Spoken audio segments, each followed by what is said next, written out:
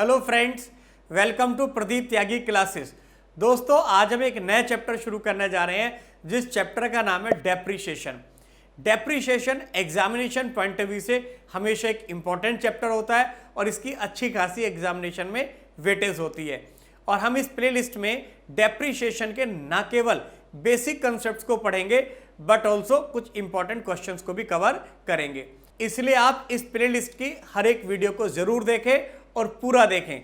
और अगर आपसे कोई वीडियो स्किप हो गई है तो इस वीडियो के डिस्क्रिप्शन बॉक्स में पूरी प्लेलिस्ट का लिंक दिया हुआ है, वहां जाकर के आप इस वीडियो को देख सकते हैं। और अगर आपने अभी तक हमारे चैनल को सब्सक्राइब नहीं किया है तो इसको जरूर सब्सक्राइब करें और बेल आइकन को प्रेस करना ना भूलें।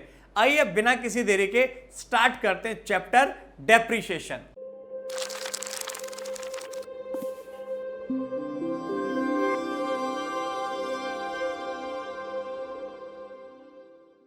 बेटे, चैप्टर शुरू किया था पिछली क्लास में हमने डेप्रीशिएशन, और हमने क्या सीखा था? हमने सीखा था कि डेप्रीशिएशन क्या होता है, डेप्रीशिएशन क्यों लगाया जाता है, डेप्रीशिएशन को इफेक्ट करने वाले कौन कौन से फैक्टर्स हैं, और हमने सीखा था डेप्रीशिएशन की कैलकुलेशन कैसे की जाती है, और हमने अलग अलग मेथड में डेप्रीशिएशन को कैलकुलेट करना सीखा था।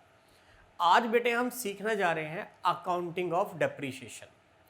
बेटे, डेप्रीशिएशन की जो अकाउंटिंग है वो दो तरीके से की जाती है।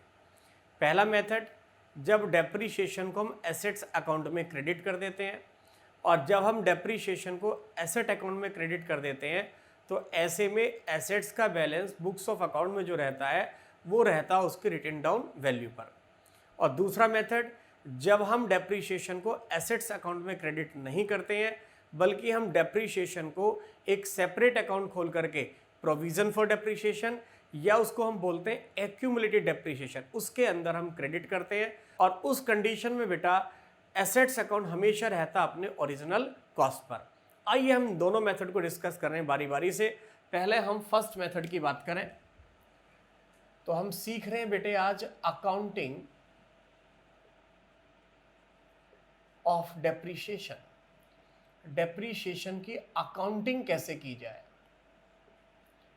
ठीक है जी। पहले हम बात करेंगे फर्स्ट मेथड की। When depreciation credited in assets account, या इसे बोल सकते हैं when assets account prepared at its written down value। ये हम फर्स्ट मेथड की बात कर रहे हैं जो अभी हमने शुरू किया है। तो यहां डेप्रीशिएशन को एसेट्स अकाउंट में क्रेडिट किया जाता है, और ऐसे में बेटे एसेट अकाउंट जो प्रिपेयर होता है वो इसकी WDV पे होता है। एसेट्स का जो बैलेंस होता है वो उसकी रिटन डाउन वैल्यू को दिखाता है। इसमें बेटे हम एंट्री कैसे करेंगे? डेप्रीशिएशन हमारा खर्चा है और हम अच्छी तरह जानते हैं खर्चों को डेबिट करते हैं। तो डेप्रीशिएशन अकाउंट डेबिट, चूंकि खर्चा है इसलिए डेबिट कर दिया। और बेटे जब डेप्रीशिएशन लगेगा तो एसेट्स की वैल्यू कम होगी, और जब एसेट्स की वैल्यू कम होगी तो एसेट्स को करेंगे क्रेडिट। तो एंट्री हो जाएगी depreciation account debit to fixed assets being depreciation charged on fixed assets। इसके बाद बेटे जैसे हम बाकी सारे खर्चों को प्रॉफिट और लॉस अकाउंट में ट्रांसफर कर देते हैं, ठीक वैसे ही हम इस डेप्रीशिएशन को भी ट्रांसफर कर देंगे प्रॉफिट लॉस में। भी डेप्रीशिएशन भी तो बिजनेस का खर्चा है, तो इसका ट्रीटमेंट भी वही होगा जो बाकी के खर्चों का होता है। तो एंट्री करेंगे इसकी हम profit and loss account debit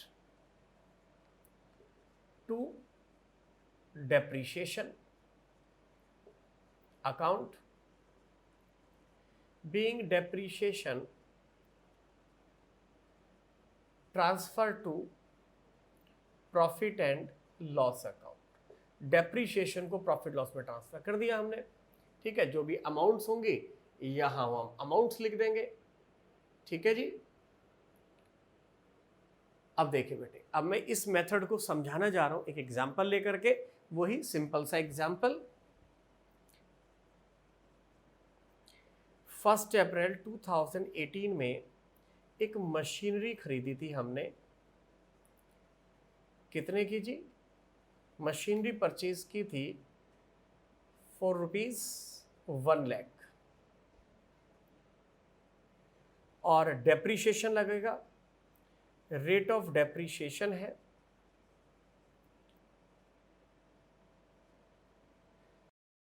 at the rate of 10% per annum, और मेथड कौन सा है जी? SLM, स्ट्रेट लाइन मेथड से। ठीक है बेटे, भाई मशीनरी की वैल्यू 1,00,000 है और रेट ऑफ डेप्रीशिएशन 10%।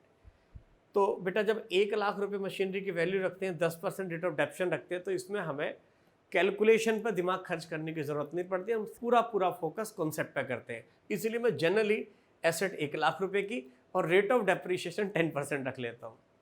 चलिए जी, अब देखो बेटे कैसे बनेगा मशीनरी अकाउंट।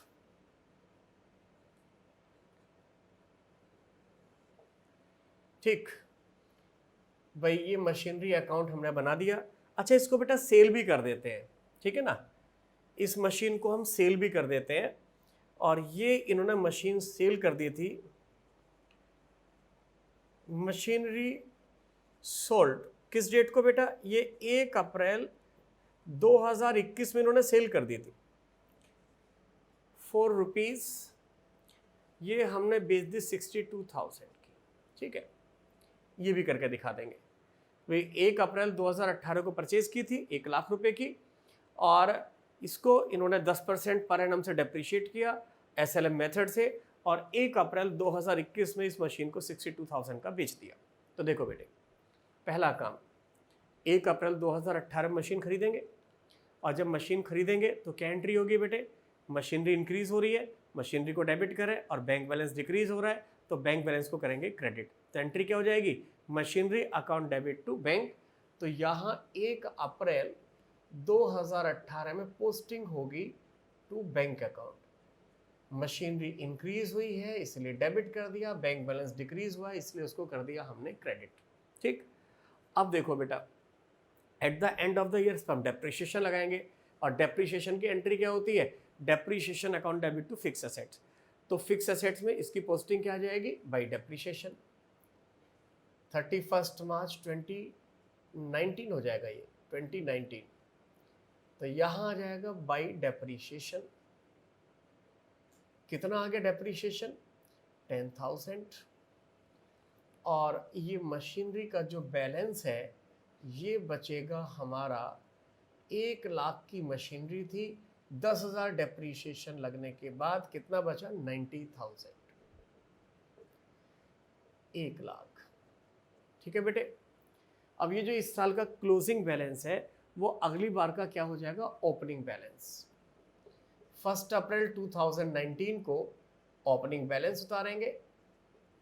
बीडी कितना बेटे? यहाँ है 90,000 बैलेंस। फिर से डेप्रीशिएशन लगाएंगे, डेप्रीशिएशन लग रहा है SLM से, तो SLM से अगर डेप्शन लगेगा तो 1,00,000 का 10%, 10,000 का डेप्शन, और एंट्री वही depreciation account debit to machinery. तो यहाँ आएगा 31 मार्च 2020 को बाई डेप्रीशिएशन अकाउंट। कितना बेटा? 10,000 रुपये। कैसे कैलकुलेट करा? 1,00,000 का 10%, तो ये आ गया 10,000।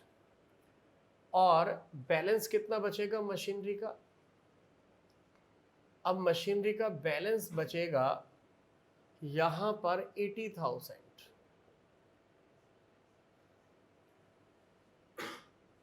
तो 90,000 टोटल, और यहां भी लिख दिया मैंने 90,000। अब ये जो क्लोजिंग बैलेंस है 31 मार्च 2020 का, अगली बार का बन जाएगा ओपनिंग बैलेंस। तो 1 अप्रैल 2020 का ओपनिंग बैलेंस कितना है जी? 80,000। फिर से डेप्रीशिएशन लगाए 10%, एंट्री वही होगी depreciation account debit to machinery. तो यहाँ आ जाएगा मशीनरी में by depreciation. By depreciation 31 March 2021 में 1 लाख की एसेट्स और 1 लाख का 10%, ये आ जाएगा 10,000 रुपये। अब मशीनरी की वैल्यू कितनी बचेगी? ये मशीनरी की वैल्यू बचेगी हमारी कितनी? 70,000। और इस बैलेंस को हम फिर नीचे ले जाएंगे, टोटल तो 80,000 लिख ही रहे। ये आ गया अगली बार का opening balance 2021 to balance brought down, कितना जी? 70,000। अब बेटा 1 अप्रैल 2021 को इस मशीनरी को ये 62,000 की बेच देते हैं। और जब मशीनरी बेचेंगे तो क्या एंट्री करेंगे बेटे? एंट्री होगी bank account debit to machinery. ये 1 अप्रैल ईयर के स्टार्टिंग में बेच दी है, इसलिए इस साल के डेप्रीशिएशन की कोई बात ही नहीं आती। हाँ, अगर ये 3 महीने बाद बेच रहे होते तो 3 महीने का डेप्शन लगा करके तब हम उसके बाद सेल करने की एंट्री करते। 6 महीने बाद बेच रहे होते तो 6 महीने का डेप्शन लगा देंगे, ठीक है बेटे। एंड में बेच रहे होते तो पूरे साल का डेप्रीशिएशन लगाने के बाद तब सेल करते। लेकिन यहाँ चूंकि स्टार्टिंग में बेच दी है तो इसीलिए करंट ईयर का 21-22 का कोई डेप्रीशिएशन चार्ज नहीं होगा। सर अगर बीच में बेच रहे होते तो डेप्रीशिएशन कैसे लगाते? बेटे ऐसे ही लगाते डेप्शन जैसे लगाया है। सर उससे क्वेश्चन मुश्किल तो नहीं हो जाता? नहीं बेटे, बिल्कुल भी मुश्किल नहीं हो जाता। और मैं बहुत सारे क्वेश्चन करके दिखाऊंगा जिसके अंदर हम साल के बीच में मशीन को बेचा करेंगे। फिलहाल तो बेटे मैं आपको कॉन्सेप्ट सिखा रहा हूँ, डेप्रीशिएशन की अकाउंटिंग सिखा रहा हूँ। तो यहाँ देखो बेटे, यहाँ आ जाएगा बाई बैंक, क्योंकि मशीनरी के बेचने की क्या एंट्री करी हमने? Bank account debit to machinery. तो यहाँ आ जाएगा बाई बैंक। सर क्या हम कैश भी लिख सकते हैं? बिल्कुल लिख सकते हो सर, लेकिन आजकल ज़्यादातर ट्रांजैक्शन बेटे बैंक के थ्रू ही होती हैं, इसलिए बैंक लिखना ज़्यादा अच्छा है।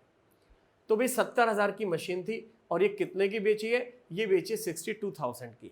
तो 70 वाली मशीन 62,000 की बेच दी, तो नुकसान कितना हो गया? 8,000 रुपये का। और जो नुकसान होता है उसको हम ट्रांसफ़र कर देते हैं प्रॉफिट एंड लॉस में।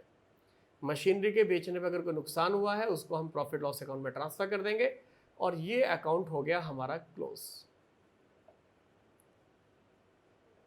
ये हमारा अकाउंट क्लोज हो गया। तो ये था बेटा हमारा पहला मेथड, जब हम डेप्रीशिएशन को एसेट्स अकाउंट में ही क्रेडिट करते हैं। तो हमने डेप्रीशिएशन को एसेट्स अकाउंट में क्रेडिट किया।